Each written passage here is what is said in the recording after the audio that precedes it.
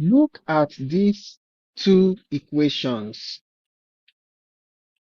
3 raised to the power of x minus 2 raised to the power of x is equal to 65, and 3 raised to the power of x minus 2 raised to the power of x is equal to 19.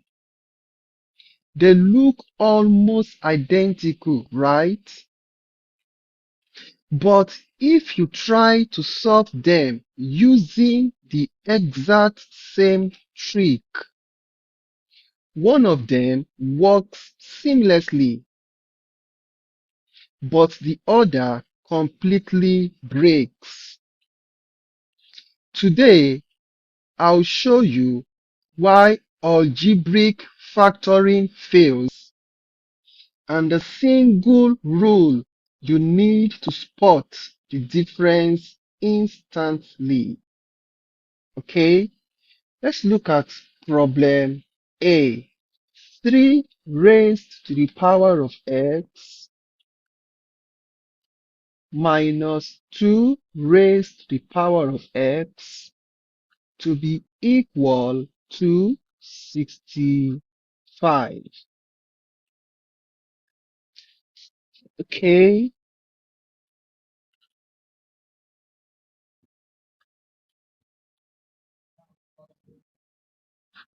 the first thing I'm going to do is to rewrite the equation. I have 3 raised to the power of x, everything raised to the power of 2 over 2 minus 2 raised to the power of x, then raised to the power of 2 over 2 to be equal to what? 65. I need you to note something. 3 raised to the power of x, everything raised to the power of 2 over 2 is the same as 3 raised to the power of x, everything raised to the power of 1 over 1, which is 3 raised to the power of x. So, equation is still the same. Okay? Now, the next thing I'm going to do, I'm going to move these two in the denominator inside the bracket. So, we have 3 raised to the power of x over 2, everything raised to the power of 2 minus, I'm doing the same thing here, 2 raised to the power of x over 2, then 2 is in outside to be equal to what? 65. Now, I would like you to remember this law of indices. A raised to the power of b, then c is equal to what? A raised to the power of b, c. Okay, so 3 raised to the power of x, everything raised to the power of 2 is the same thing as what I wrote when I wrote 3 raised to the power of x over 2, then 2. I'm just explaining this using the law of indices. Okay, then 2 raised to the power of x, everything raised to the power of 2 over 2 is the same thing as what? 2 raised to the power of x over 2, then raised to the power of 2. Okay, breaking it this way so that you have a good understanding. Okay, rewriting the equation, I have 3 raised to the power of x over 2 everything squared minus 2 raised to the power of x over 2 everything squared to be equal to what? 65. Okay, now we are going to be analyzing the factors of 65. We are going to be analyzing the factors of 65. I need you to note something. Since from the question we're told that x is real. Since x is real, 3 and 2 are greater than 0. Therefore, the powers of 3 and 2 must be what? Positive. And since the power must be positive, the sum of their powers are also positive. And the difference between their powers are also positive. What am I saying? 3 raised to the power of x over 2 minus 2 raised to the power of x over 2 must give us a number greater than 0. In the same way, 3 raised to the power of x over 2 plus 2 raised to the power of x over 2 must give us a number that is what? Greater than 0. Okay, now the next thing I'm going to do, I'm going to think of two numbers that will give us 65 if I multiply them by each other. I have 1 and 65, then 5 and 13. Okay, now using the difference of two squares, a squared minus b squared is equal to a plus b, then a minus b. Okay, now let a be equal to 3 raised to the power of x over 2. Then b will be equal to 2 raised to the power of x over 2. Okay, therefore 3 raised to the power of x over 2 all squared minus 2 raised to the power of x over 2 all squared is the same as 3 raised to the power of x over 2 plus 2 raised to the power of x over 2, then 3 raised to the power of x over 2 minus 2 raised to the power of x over 2.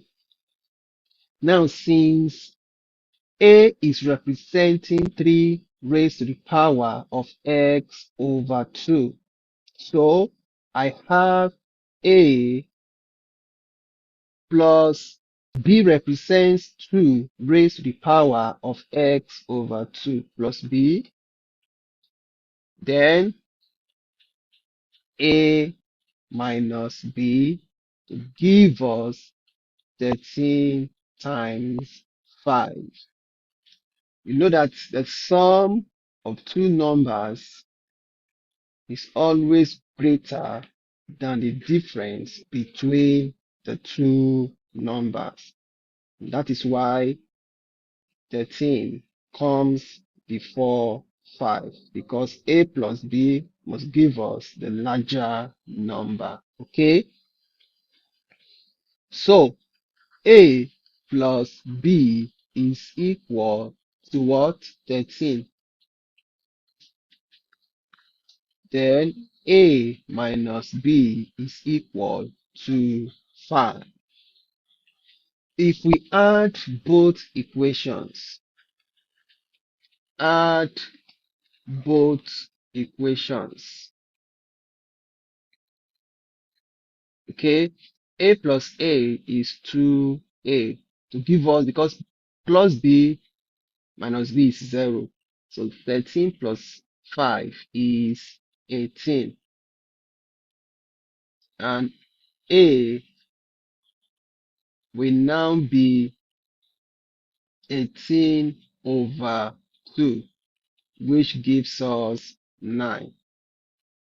Okay, then if we subtract both equations, if we subtract, let's say this is equation 2 and this is equation 1. We are subtracting equation 2 from equation 1. A minus A is 0. B minus minus B is 2B. So 2B will give us 13 minus 5 is 8. So B will be 8 over 2, which is 4. Okay, now I need you to see something. A is 3 raised to the power of x over 2. So A is equal to 3 raised to the power of x over 2. And A is what? From what we did, A is 9. Therefore, 9 is equal to 3 raised to the power of x over 2. Okay, I can take this 9 to a number in base 3. So 3 raised to the power of 2 is equal to 3 raised to the power of x over 2. Now the bases are the same. Definitely the powers are the same. So 2 is equal to x over 2. Therefore, x is equal to 4. And b is equal to what? 2 raised to the power of x over 2. So b is 4. 4 is equal to 2 raised to the power of x over 2. I can this 4 to a number in base 2, and I have 2 raised to the power of 2 to give us 2 raised to the power of x over 2. Since the bases are the same, the powers are the same. So 2 is equal to x over 2. So x is equal to what? 4. Okay. So we have confirmed the values of what? X. Okay, we need to prove the uniqueness of this solution. You know, f of x from the question is defined as 3 raised to the power of x minus 2 raised to the power of x. Okay, if you look at the two exponents, 3 raised to the power of x grows faster than 2 raised to the power of x. What am I saying? If x is 1, 3 raised to the power 1 is 1, 2 raised to the power 1 is 2. 3 raised to the power 2 is 9. 2 raised to the power 2 is what? 4. 3 raised to the power of 3 is 27. 2 raised to the power 3. You can see 3 raised to the power of x grows faster than 2 raised to the power of x. So f of x is strictly increasing.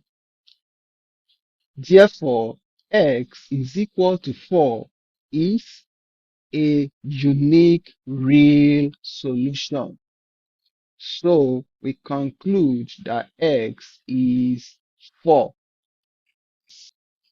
Now, how do you know when to use this method? Difference of two squares, that is algebraic factorization method. How do you know when to use it? You use this method when The problem allows you to break a raised to the power of x minus b raised to the power of x into algebraic factors. Okay, this 65 has algebraic factors. That is, 65 is not a prime number. That is the first condition. All the conditions I'm going to list are going to be met before you can use this method. Okay, now the second condition is that the solution exponent x is an even integer. That is, x must be an even number. 2, 4, 6, 8, and so on. This condition is necessary so that if you divide x by 2, you get a whole number. Okay, let me show you that. Okay, now this 18, when I divided it by 2, I got a whole number. Okay, this 8, when I divided it by 2, I got a whole number. So that is condition number 2 that must be met. Now, condition number 3. The factor that you are going to consider must match the power on the left hand side. Okay, after we did, let me go back. After we did a over 2, we got 9, right? Now, what is a? A is 3 raised to the power of x over 2. So 3 raised to the power of something can give us 9. That is a necessary condition. Let's check the next one. B over 2. B is equal to what? 4 here. Now, what is B? B is 2 raised to the power of x over 2. So, 2 raised to the power of x over 2, 2 raised to the power of something must give us 4. That is the second, maybe the third condition. Okay, now let's consider the other problem. 3 raised to the power of x minus 2 raised to the power of x to be equal to 19. Okay, now how do we solve this? In the previous question, we were able to break 65 because 65 was not a prime number. But in this case, 19 is a prime number. So the first condition is not met. Okay, the first condition is not met. So what are we going to do? Since we cannot factorize, we cannot use the difference of two square method. Why? If I try that, if I say 3 raised to the power of x over 2 all squared minus 2 raised to the power of 2 x over 2, sorry, all squared to be equal to 19 times 1 to give us 3 raised to the power of x over 2 plus 2 raised to the power of x over 2, then 3 raised to the power of x over 2 minus 2 raised to the power of x over 2 equal to 19 times 1. Now, if I say a is 3 raised to the power of 2 and b is 2 raised to the power of x over 2, so I have a minus b to be equal to what? 19 times 1. Okay, so a plus b is equal to what? 19. And a minus b is equal to what? 1. Let's add both equations. I have 2a to be equal to what? 20. So a is equal to 20 over 2, giving us 10. Now, 3 raised to the power of a number cannot give us 10. So, in this case, we cannot use the difference of two squares. What method are we going to use? So, in this case, factoring breaks down because x is not an even integer. Okay, so what do we do? We're going to be using the second method to solve this problem, and it is systematic inspection.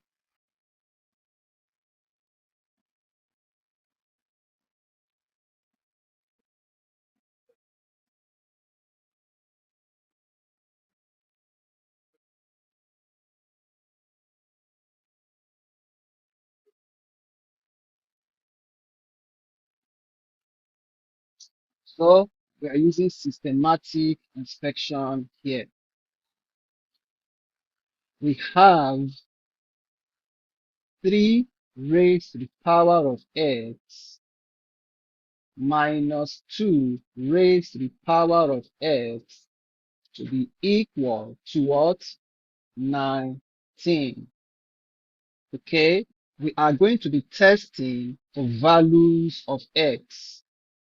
Now, for x equal to 1, 3 raised to the power of 1 minus 2 raised to the power of 1 is equal to what? 3 minus 2, which is not equal to 19. For x is equal to 2, 3 raised to the power of 2 minus 2 raised to the power of 2 is equal to 9 minus 4, which is not equal to what? 19. Okay, for x is equal to 3, 3 raised to the power of 3 minus 2 raised to the power of 3 is equal to 27 minus 8, which is equal to what? 19.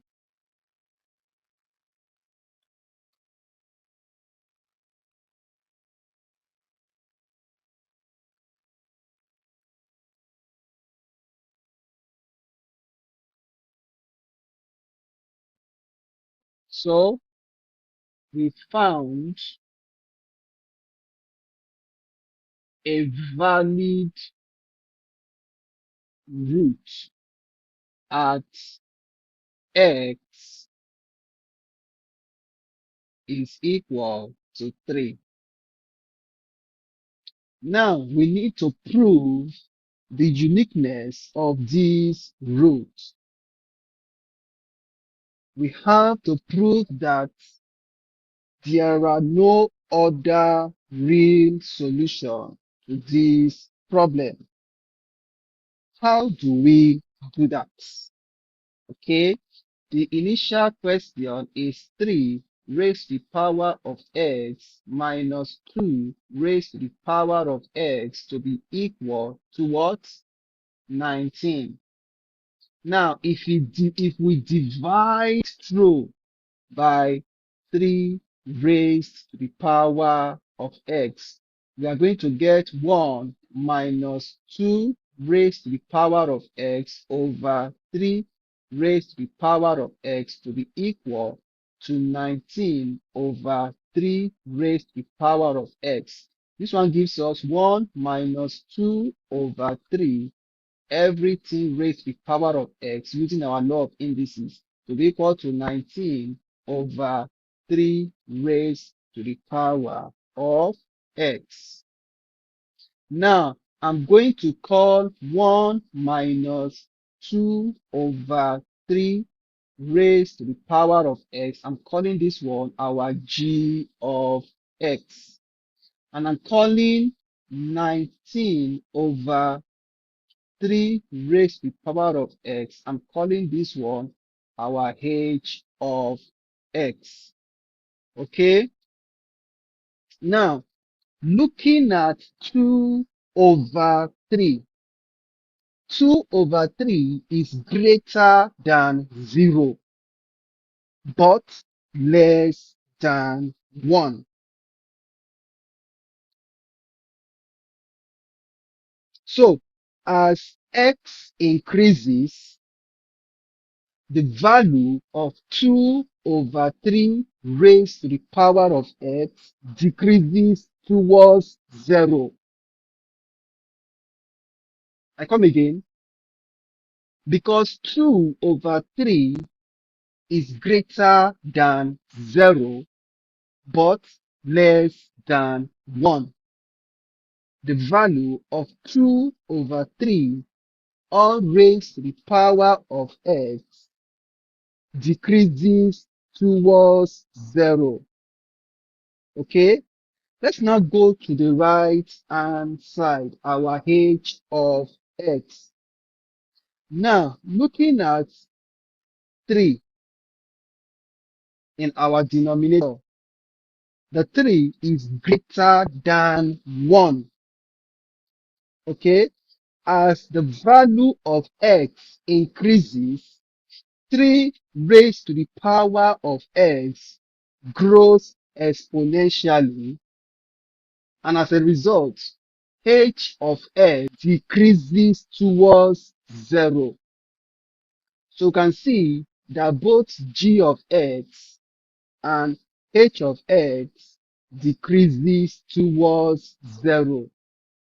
Therefore, there is only one real solution that satisfies this equation, which is what we got as x to be equal to what? 3. Now, how do you know when to use this method?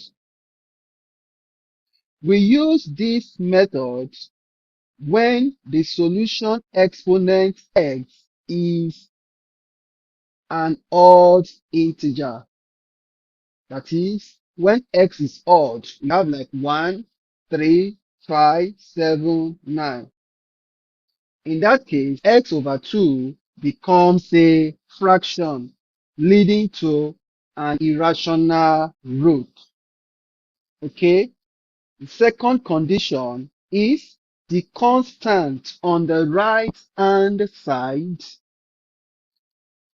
is a prime factor or very difficult to factorize. So if the right hand side is a prime number, as in this case we have 19, what do? We use the direct testing method, which is much faster. We start with x to be equal to 1, x is equal to 2, and so on until we get the answer. Another condition is that the equation involves 3 exponential terms. Okay?